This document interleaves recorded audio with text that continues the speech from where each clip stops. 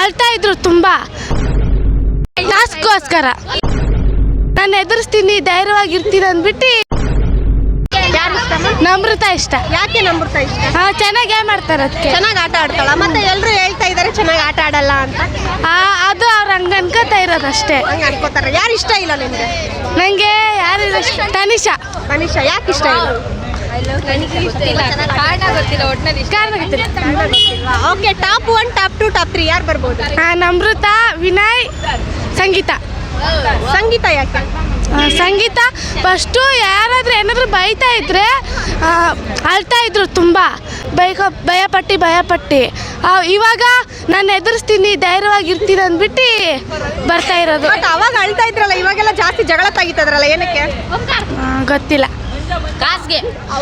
ಟಾಸ್ಕ್ಗೋಸ್ಕರ ಗೆಲ್ಬೇಕು. ನಿಮ್ಮ ಫೇವ್ರೇಟ್ ಆಟಗಾರ? ನಮ್ರತಾ. Thank you.